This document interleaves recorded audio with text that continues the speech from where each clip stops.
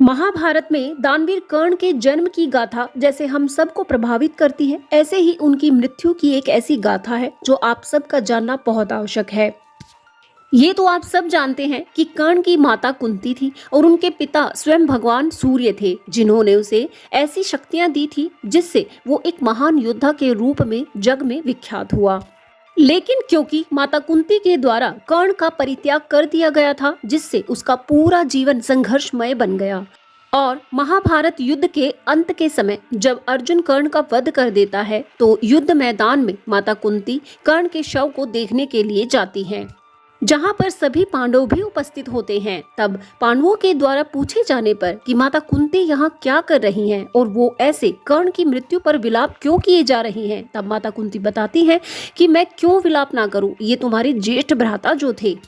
तब अपनी माता के मुख से ये सच जानकर सभी पांडव आश्चर्यचकित हो गए थे और युधिष्ठिर तो इतने अपराध बोध में चले गए थे कि उन्होंने स्वयं अपनी माता को ही ये श्राप दे दिया था कि पूरी नारी जाति कभी भी अपने आप में अपने मन में कोई भी बात छिपा कर नहीं रख पाएगी। इसके बाद सभी पांडव विलाप करने लगते हैं और वे चाहते हैं कि वे कर्ण का अंतिम संस्कार एक ज्येष्ठ भ्राता के रूप में करें और अंतिम संस्कार की तैयारियां कर ली जाती हैं। लेकिन जैसे ही युधिष्ठिर कर्ण की चिता को अग्नि देने वाले होते हैं, तभी वहां दुर्योधन आकर कहता है कि ये अधिकार तुम्हारा नहीं है, भले ही वो तुम्हारा भाई था, लेकिन ये शव तुम्हारे भाई का नहीं है, ये मेरे प्यारे राधेय का है, इसलिए इसके अंतिम संस्कार का हक भी मुझे है।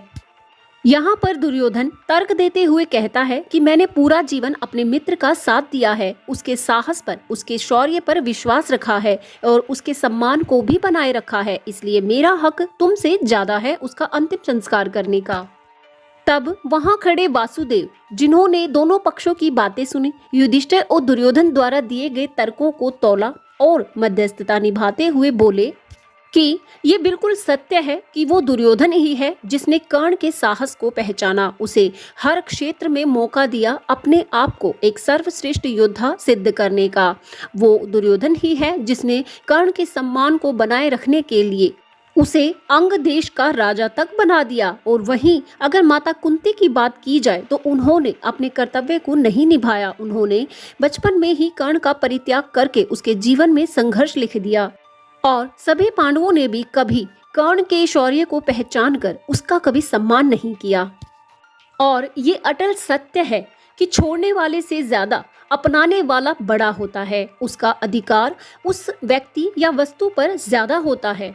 और ये तो जग जाहिर है कि दुर्योधन और कर्ण की मित्रता बहुत घनिष्ठ रही है, इसलिए कर्ण के अंतिम संस्कार का अधिकार दुर्योधन को ही मिलना चाहिए। और ये सब तर्क होने के बाद वो दुर्योधन ही था जिसने अपने मित्र कर्ण का अंतिम संस्कार किया था और सभी पांडव भी वहां उपस्थित होकर अपने ज्येष्ठ भ्राता को अंतिम श्रद्धांजलि दे रहे थे।